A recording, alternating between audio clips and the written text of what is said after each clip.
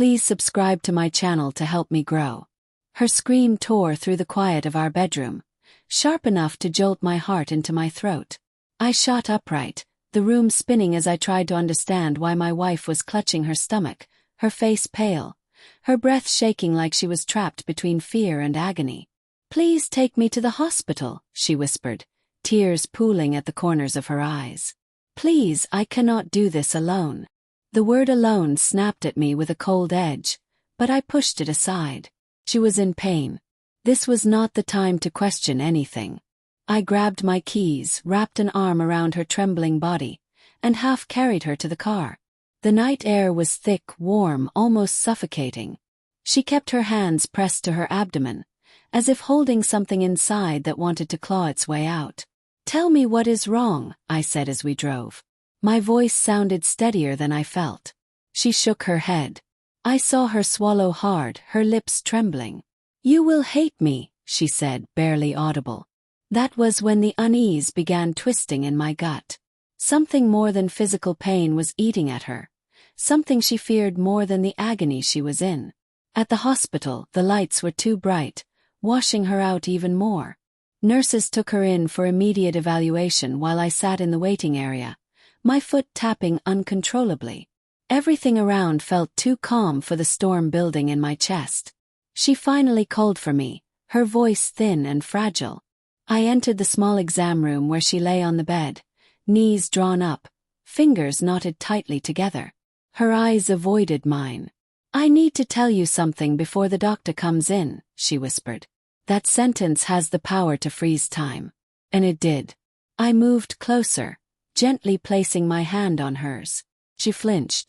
My heart cracked a little at that. "What is it?" Her breath stuttered. "I have been seeing someone," she said, each word trembling. "For months." My mind emptied. No rage yet. No tears. Just a hollow shock that spread through my chest like cold water. "The pain," she continued, her voice shaking violently. "It is complications from a pregnancy." Pregnancy. A word that hit like a physical blow. I stared at her, disbelief twisting through every thought. "Pregnancy," I repeated, though my throat barely let the word out. She nodded, finally meeting my eyes. "It is not yours." The room collapsed around me. The ceiling felt lower. The walls seemed closer. The air turned heavy, too heavy to breathe. I felt like someone had placed a weight on my chest and expected me to speak under it. Everything made sense now, the way she had been distant lately, the late nights spent working, the sudden silences when her phone buzzed. I had noticed each one, but love makes you generous with your rationalizations. Love tells you to look away, to trust, to hope you are wrong even when your instincts scream otherwise. "Why did you call me?" I asked, my voice dull, emptied of anything familiar. Her lips trembled. "Because he would not come. He blocked me. He said he is done. I had no one else." No one else. The words cut deeper than the confession itself. The doctor entered just as my grip on reality began to slip. He explained her condition, his voice steady and clinical. She would need care, monitoring, possibly a minor procedure. He suggested I remain with her, assuming I was her partner. The irony was a knife twisting in silence. She reached for my hand with shaking fingers. I pulled away without thinking. She recoiled, guilt spreading across her face like a shadow. "Please stay," she whispered. "I know I do not deserve it, but I am scared."